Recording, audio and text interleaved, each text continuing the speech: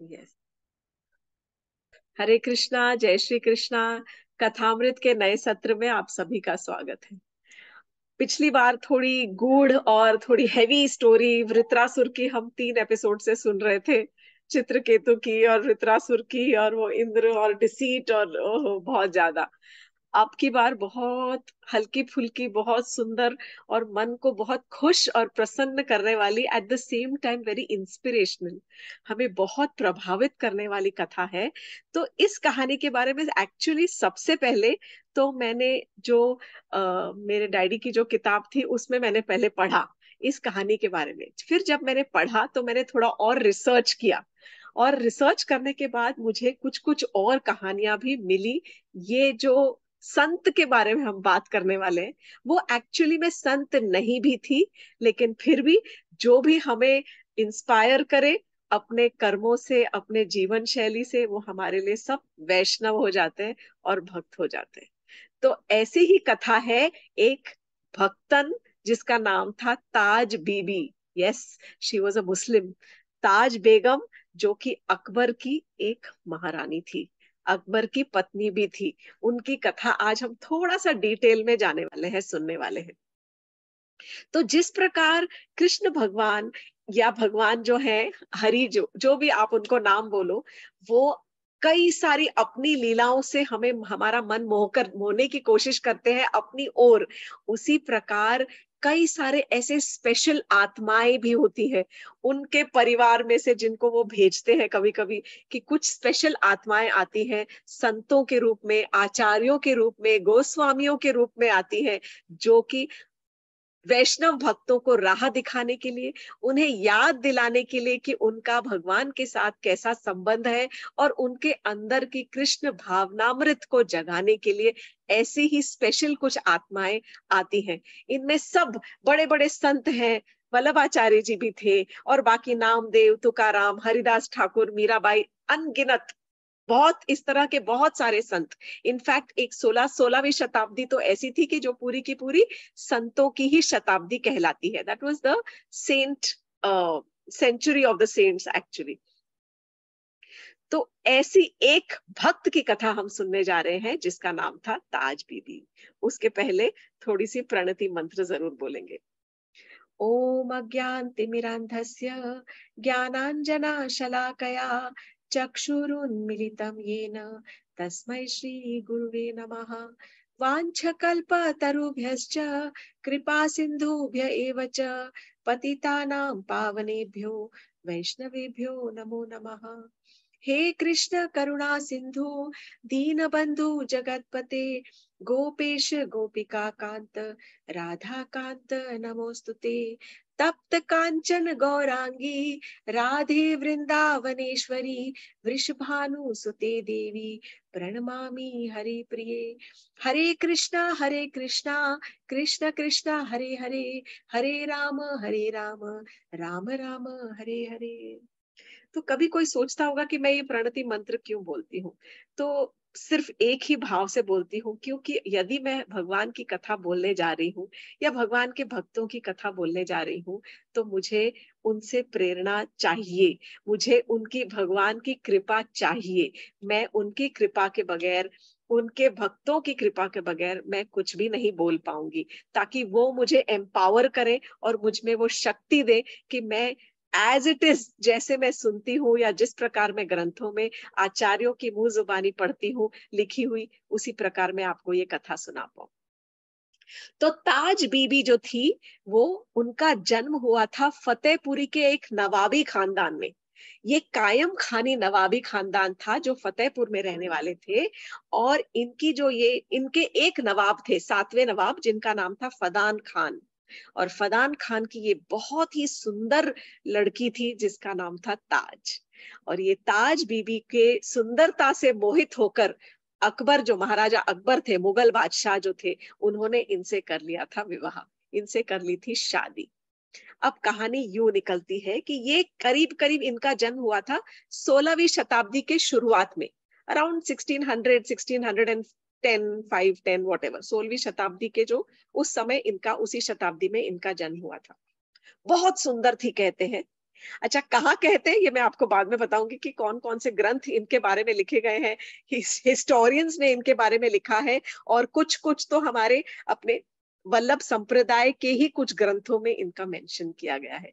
तो अगर वल्लभ संप्रदाय के पुष्टि मार्ग के कुछ ग्रंथों में इन ताज बीबी का मेंशन है, तो इसका मतलब कुछ ना कुछ तो इन्होंने जरूर अपने कार्यकाल में किया ही होगा। कोई सोच भी नहीं सकता कि अगर अकबर बादशाह की जो एक बीवी थी जोधा अकबर, वो तो कृष्ण भक्त थी ही, राजपुतानी थी, परंतु ये जो उनकी एक मुसलमानी पत्नी थी, वो कृष्ण भक्त कैसे हो गई, और इतनी बड़ी कि उनके लिखे हुए छंद, धमार, गीत, होरी इस तरह से कुछ समय तक गाए भी जाते थे। आज लिखित है, they are all in records, किताबों में लिखे हुए हैं इनके। कुछ एक आध मैं पढ़ के भी आपको सुनाऊंगी। ताज बीबी का जन्म, जैसे मैंने कहा, फतेहपुरी के नवाबी खानदान में हुआ था। ये जो फतेहपुरी के जो नवाबी कायम खानी नवाब हैं, ये एक्चुअली फतेहपुर और झुंझुनू, जो कि राजस्थान में एक जगह है, गांव है, ये झुंझुनू और फतेहपुरी के जो नवाब थे, ये एक्चुअली ओरिजिनली हिंदू क्षत्रिय थे। और उसी समय, मतलब उससे भी पहले, वे सारे के सारे इस्लाम धर्म में कन्वर्ट हो गए थे। दे कन्वर्टेड इनटू मुस्लिम। किस वजह से ये तो मैं नहीं जानती हूँ, बट देवर ऑल कन्वर्टेड, सारे के सारे मुसलमान बन गए थे। अब ताज बीबी का जब विवाह विवाह हो गया था अकबर के बादशाह के साथ में, तो अकबर बादशाह के बारे में हम थोड़ा सा सुना हुआ तो बहुत कुछ है, लेकिन इतना कहा गया है कि कि वो थोड़ा जैसे समझो समदृष्टि थे सारे रिलीजन्स के लिए। होगा, मुसलमान तो थे ही obviously, but that is, he was much more secular. अगर आज के टर्म्स में कहे तो उनके नवरत्नों में कई सारे हिंदू थे। तानसेन भी हिंदू थे, जिनके तानसेन के जो गुरु थे हरिदास, वो भी गुरु हिंदू थे। उनके जो कमांडर इन चीफ थे सेनापति मान सिंह, वो भी राजा मान सिंह, वो भी हिंदू थे। और राजा मान सिंह का हमने एक कथा सुनी भी हुई है कि जब वो कुंभन दास जी से मिलने गए थे, तो उस प्रकार उनसे इन्हीं सारे जो हिंदू, जो उनके आसपास रहने वाले जो नवरत्न थे, बीरबल और बाकी सब से काफी सारे उनके ताल्लुकात इस तरह से बनते गए। वैष्णव संप्रदाय के कुछ गुरुओं और गोस्वामियों की कथाएं उनको सुनने में आती थी। इनफैक्ट वो गोस्वामियों से मिलने भी गए हैं, और उनकी मुलाकात 1670 के अंदर जो लिखी गई है, it is recorded in the gazetteer of Mathura. Mathura के गैजेट में वो रिकॉर्ड किया गया है कि मथुरा में बादशाह अकबर आए थे वृंदावन के गोस्वामियों से मिलने के लिए। और ये एक गोस्वामी जो गोकुलनाथ के नाम से जो गोस्वामी थे, गोकुलनाथ जी, उन्होंने अपनी किताब में, भाव सिंधु नामक किताब में भी ये लिखा हुआ है। तो इसका ये असर हो रहा था कि थोड़ा थोड़ा जो हिंदू धर्म का या वैष्णव संप्रदाय का जो प्रभाव था, वो अकबर के ऊपर थोड़ा थोड़ा था। He was acceptable to the Hindu culture and religion. इन्होंने क्या किया था, फिर बादशाह अकबर ने ही राम और सीता के सोने और चांदी के सिक्के भी बनवा के और निकलवाए थे उस समय। तो ये प्रभाव का थोड़ा सा मैं असर बता रही हूँ। इस प्रभाव का ये भी असर हुआ था कि उस समय जो वल्लभाचार्य जी के जो सबसे बड़े बेटे थे, गोसाई जी, विठल नाथ जी, उनका उन्होंने एक बड़ा सा चित्र बनवा के अपने महल में लगा रखा था।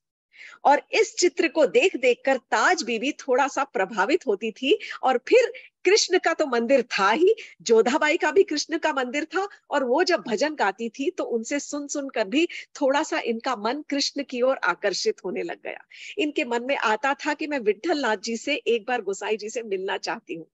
अब आगे की कहानी ये होती है कि एक बार की बात है कि ऐसा इनको मिलने का मन था और कृष्ण की जो भक्ति थी बढ़ रही थी। तो एक बार इन्होंने बीरबल की बेटी शोभवती को अपने पास बुलाया, और बीरबल की बेटी शोभवती से कहा कि सुनो बेटा, जरा मेरी तरफ से एक खत लिखो ये विठल नाथ जी को, और ऐसा खत लिखो कि खत लिखकर मेरी तरफ से खत लिखना, और उसमें ये लिखो, उन्होंने रिक्वेस्ट किया कि मैं आपसे विनय करती हूँ, अनुनय विनय कर रही हूँ कि आप मुझे कुछ ऐसा जादुई मंत्र भेजिए, कोई टोना टोटका करने वाला ऐसा कुछ मंत्र भेजिए कि जिससे मेरे पति बीरबल थोड़े घबरा जाएं, थोड़े डर जाए, और वो मुझे कृष्ण भक्ति करने के लिए अलाउ कर दे। कि मैं मुसलमान होते हुए भी मैं हिंदू धर्म को पालन करूं और मैं कृष्ण की भक्ति करूं। ऐसा आप मुझे कोई मंत्र भेजो कि जो मंत्र बोलने से मेरे पति टोने टोटके के हिसाब से मेरे वश में आ जाए और कंट्रोल में आ जाए। ये उन्होंने पत्र में लिखा। अब ये पत्र पहुंचा गोसाई जी के पास में, विठलनाथ जी के पास में। जब ये पत्र पहुंचा है तो उन्होंने उसका जवाब लिखकर इस प्रकार भेजा, कामिन टोना टोटका ये बस डारो धोए, पिया कहे सो कीजिए आपहु ते बस होए। इसका दो प्रकार से अर्थ लिया जा सकता है कि पिया कहे सो कीजिए, या तो जो हरि की इच्छा है वो सबके पिया है, या तो वो जो कहे उस प्रकार करते रहो, सब अपने आप हो जाएगा। लेकिन यहाँ पर ये जो खत था ये अकबर के हाथ में लग गया। अकबर के हाथ क्यों लगा? क्योंकि अकबर महाराज, जो बादशाह अकबर की जो दूसरी बेगमें थी, उनको थोड़ा सा अच्छा नहीं लगा कि इस प्रकार ताज बीबी ने ये खत पहुंचाया, और उन्होंने चुगली कर दी अपने पति बादशाह अकबर से। जब चुगली करी तो जब ये रिप्लाई आया तब बादशाह अकबर ने सबसे पहले ये खत खोला, और खत खोलते के साथ ही उन्हें एहसास हुआ कि अरे ये तो कह रहे हैं पिया कहे सो कीजिए, जैसे तुम्हारे पिया कह रहे हैं वैसा करो, सब अपने आप ठीक हो जाएगा। तो आचार्य अर्थ कुछ रखते हैं और पढ़ने वाला अर्थ कुछ और लगाता है, और हरी इच्छा अपने आप ये हो जाती है कि बादशाह अकबर इस प्रकार खुश हुए, इतने खुश हुए कि अरे देखो ये विठलनाथ जी जो है ये सच में, गोसाई जी सच में इतने बड़े संत हैं कि ये मेरी पत्नी से कह रहे हैं कि अपनी पिया की बात सुनो, अपने जो शौहर कह रहे हैं उनकी बात सुनो, तो सब अपने आप ठीक हो जाएगा। तो बादशाह अकबर खुशी खुशी जाकर ताज बेगम से बोले, अरे बेगम तुम्हें ये खत लिखने की जरूरत क्या थी? तुम यूं ही मुझे बोलती, तुम्हारा जो मन करे तुम करो, तुम्हें कृष्ण की भक्ति करनी है तुम कृष्ण की भक्ति करो, और ये गोसाई जी से तो तुम जरूर मिलो, ये तुम्हें सही राह दिखाएंगे। तो ये कहानी की एक पलट ऐसी थी कि कभी कभी कृष्ण अपने आप दरवाजा खोल देते हैं जब आपके मन की चाह उस प्रकार होती है। तब उन्होंने ये कहा कि तुमको जादू टोने के कोई मंत्र की जरूरत ही नहीं है, तुम केवल ऐसे ही अपनी इच्छा तीव्र रखो तो कृष्ण अपने आप राह दिखाएंगे। अब क्या हुआ कि उसके बाद एक बार की बात है कि ताज बीबी जो थी अब वो धीरे धीरे कृष्ण भक्ति में आने लगी। एक बार उन्होंने अपने दरबार में रहने वाले जो मुल्ला मौलवी जो थे और इमाम जो थे उनको बुलवाया, और दीज आर द प्रीस्ट्स, जो मुसलमानों के जो ब्राह्मण पुजारी होते हैं उनको मौलवी जी और इमाम और इस प्रकार से बुलाया जाता है। तो उन्होंने मौलवी जी से कहा कि मुझे आप बताओ कि क्या कभी भी मुझे अपने खुदा का दीदार होगा? क्या कभी भी मैं अपने खुदा को देख सकूंगी आमने सामने आकर? क्योंकि मुसलमान धर्म में खुदा इज इम्पर्सनल। कोई जैसे हम अपने कृष्ण को, राम को या अपने भगवान को हम सामने देखकर उनके चित्रों में और उनके विग्रह में हम उनको पूजते हैं, पर जो नॉर्मली जो इस्लाम धर्म का पालन करते हैं उनके लिए इम्पर्सनल भगवान है, तो एक खुदा है। तो वो उनसे पूछने, क्या कभी भी ऐसा हो सकता है कि मैं अपने खुदा का आमने सामने दीदार कर सकूं? तो मौलवी जी कहते हैं हाँ हाँ ऑफ कोर्स हो सकता है, लेकिन उसके लिए आपको काबा शरीफ जाना पड़ेगा। तो बोलिए चलो मुझे तो जाना है, मेरे काबा शरीफ जाने की तैयारी की जाए।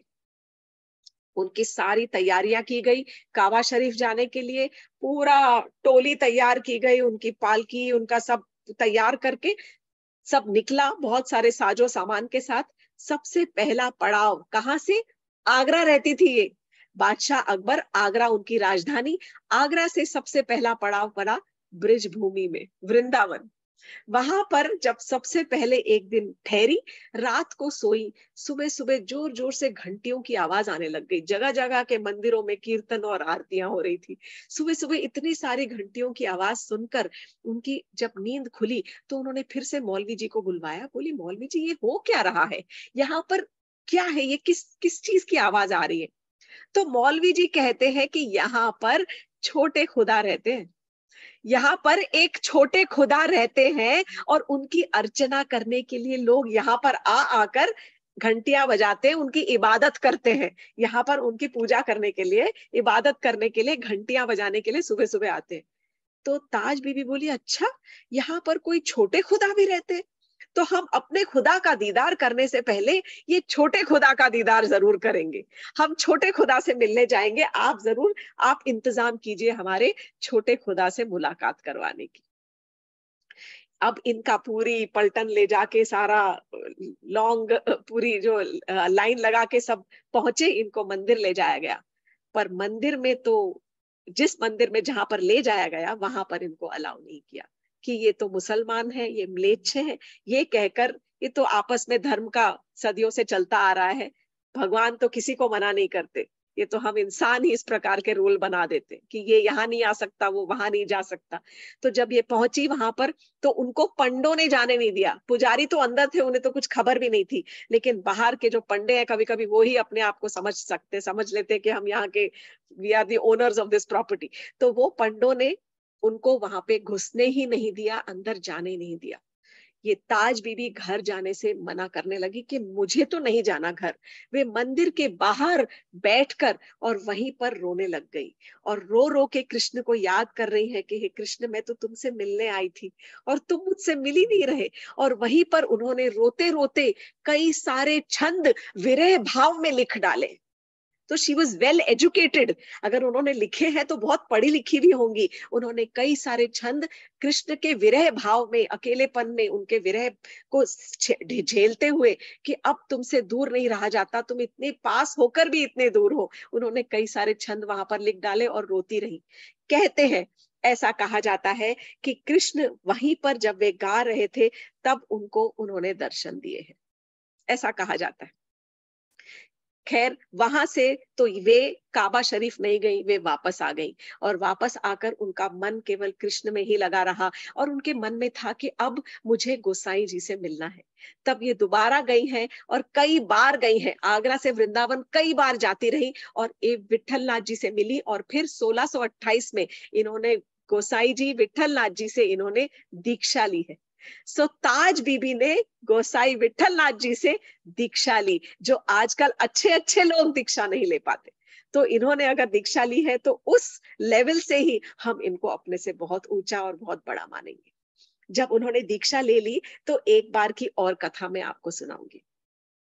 ये जो कहानी है, ये अपने वल्लभ संप्रदाय के अंदर इट इज क्रॉनिकल्ड, लिखी हुई है कि एक बार विठल नाथ जी ने रात के समय, मतलब सुबह सुबह दरवाजे पट खोले, श्रीनाथ जी के मंदिर के पट खोले वहां पर। और जब पट खोले, वहां पे दरवाजे खोला, तो मंदिर का दरवाजा खोलते ही देखा कि अरे, ये श्रीनाथ जी बाबा तो अभी तक सो रहे, उठे ही नहीं। तो अच्छा, तो थोड़ा सा यहाँ पे ये देखते हैं कि कभी किसी को हैरानी होती है कि कोई दरवाजा खोले और लग रहा है कि भगवान जी सो रहे हैं, ये उठे नहीं, तो किसी को अटपटा लगेगा कहानी सुनते हुए कि ये क्या बात हुई। हम तो मंदिर खोलते हैं तो भगवान जी एक जैसे ही रहते हैं। तो इस बात के ऊपर मैं सिर्फ थोड़ा सा यही बोलना चाहूंगी कि गो बैक, कथामृत के 10वें 10th जो कथामृत था, उसमें मैंने कुंभन दास जी की बहुत सुंदर कहानियां सुनाई है। तो क्या होता है कि जैसे मैंने पहले कहा कि ये स्पेशल पार्षद है भगवान के, ये स्पेशल खास आत्माएं हैं जो भगवान के धाम से आई हैं, हमारे अंदर की कृष्ण भावना को जागृत करने के लिए आई है।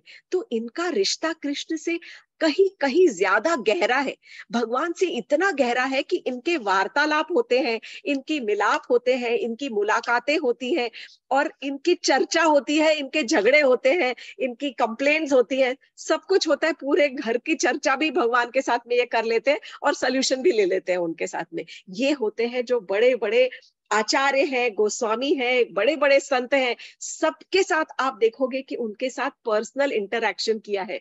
दूर तो छोड़ ही दीजिए, मैं तो पास के भी आप देखोगे, नरसिंह मेहता की भी अगर आप कहानियां सुनोगे तो कितनी बार भगवान ने दर्शन दिए, कितनी बार भगवान से उनके वार्तालाप हुए हैं, कितनी बार भगवान ने ऐसे कई भक्तों के पर्सनल प्रॉब्लम्स और पर्सनल इश्यूज को उन्होंने सॉल्व किया है। ये तो आप किस प्रकार उनके साथ रिश्ता बनाते हो और निभाते हो, उसके ऊपर निर्भर करता है। तो विठल नाथ जी ने एक बार जब दरवाजा खोला मंदिर का, तब देखा कि अरे, श्रीनाथ जी बाबा सो रहे हैं। बोले, अरे, आप अभी तक सो रहे हो, सुबह हो गई और अभी तक आपकी नींद क्यों नहीं खुली? तो कृष्ण अंगड़ाई लेते हुए बोल रहे उनको, अरे क्या बताऊं, रात को बड़ी देर हो गई कल रात को। बोले क्यों? बोले सोते सोते देर हो गई, कल रात बड़ी देर रात तक मैं ताज बेगम के साथ शतरंज खेल रहा था। अब गोसाई जी तो जानते थे ताज बेगम को, तो बोले अच्छा शतरंज खेल रहे थे, आजकल बड़े रसिक हो गए हो आप, शतरंज खेलने लग गए रात रात बैठ के ताज बेगम के साथ, वो भी ताज बीबी के साथ। और ये क्या पहन रखा है? तो गोसाई जी अपने हाथों से भगवान के वागा बनाते थे। भगवान के जो अंग पर चढ़ाने वाले वस्त्र हैं, वो खुद अपने हाथों से बनाकर उनको पहनाते थे। और उस दिन वो देखकर हैरान हो गए कि ये ठाकुर जी ने क्या पहन रखा है। तो क्या पहन रखा था ठाकुर जी ने? ठाकुर जी ने एक सलवार पहन रखी थी, जिसे सुठन कहते हैं। मुसलमान लोग जो पहनते हैं सलवार, उस तरह की सलवार पहनी हुई थी। और कमर के ऊपर ऐसे एक पटका बांध रखा था लटकता हुआ।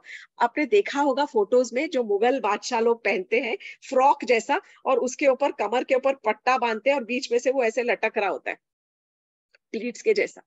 तो उस प्रकार का ठाकुर जी ने वैसा एक पटका बांधा हुआ था, और एक सुठन समझो सलवार जैसी पहन रही हुई थी। तब उनको देख के हैरानी हो गई कि ये आपने क्या पहना हुआ है।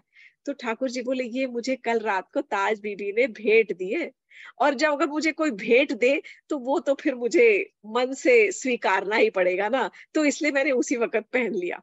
तो ये कहानी लिखी हुई है अपने उसके अंदर। इनफैक्ट आप चलो मिल जाएगी आपको कहीं ना कहीं।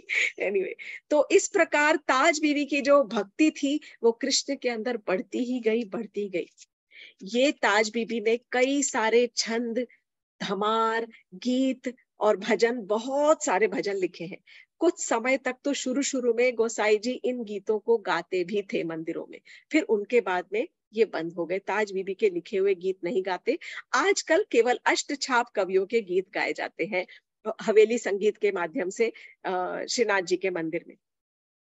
एक बार ताज बीबी के मन में आया कि मुझे तो भगवान से होली खेलने जाना है, ब्रज भूमि जाना है, होली आ रही है और होली खेलने मुझे भगवान जी के मंदिर में जरूर जाना है।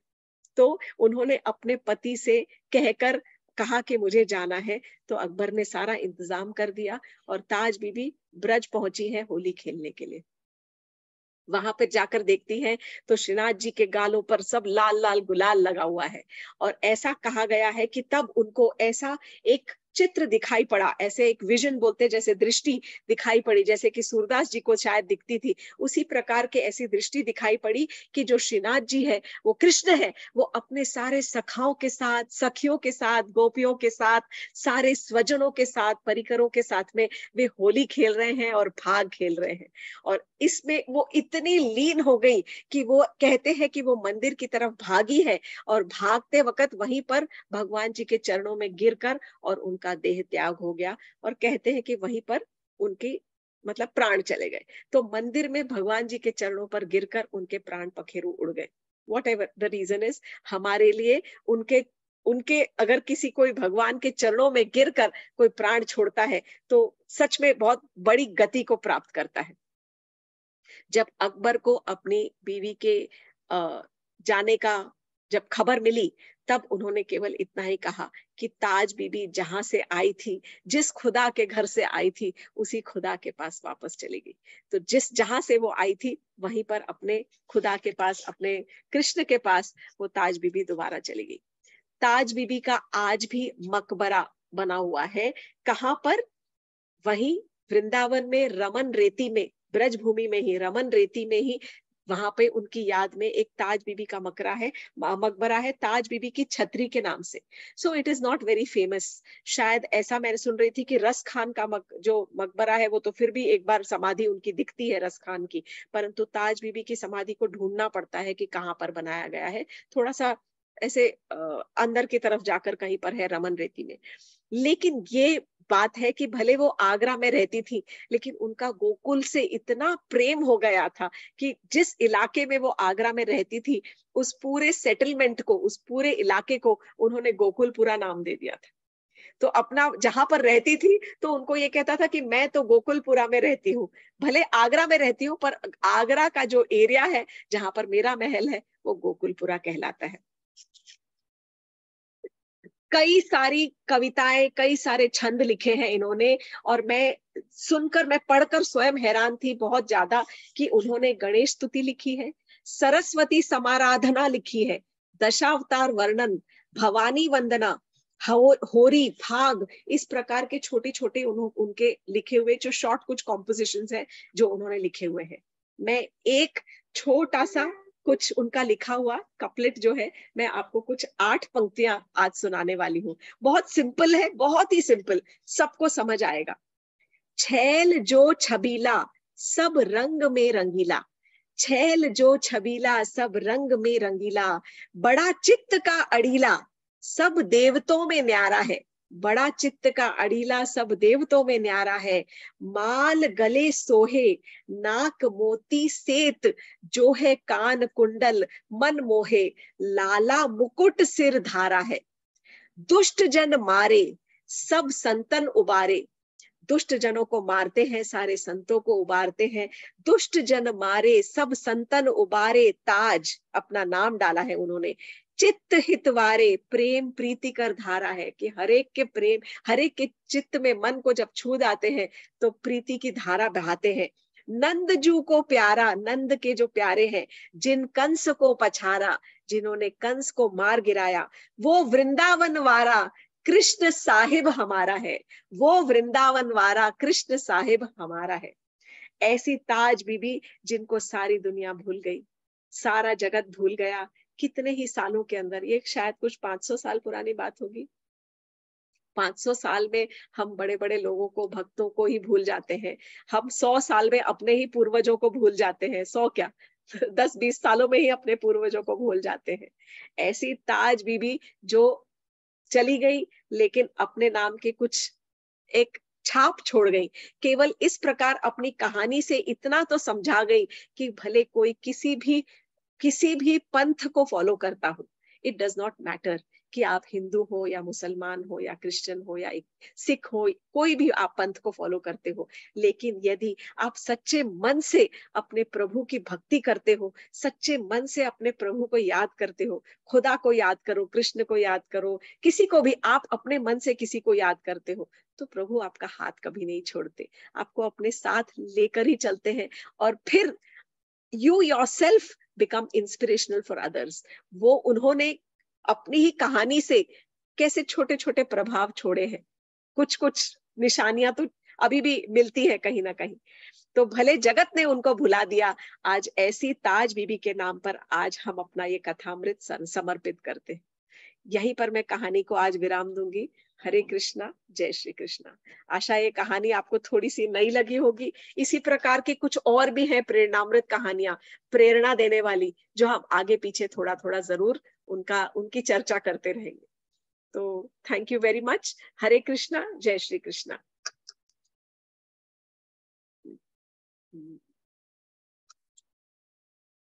हरे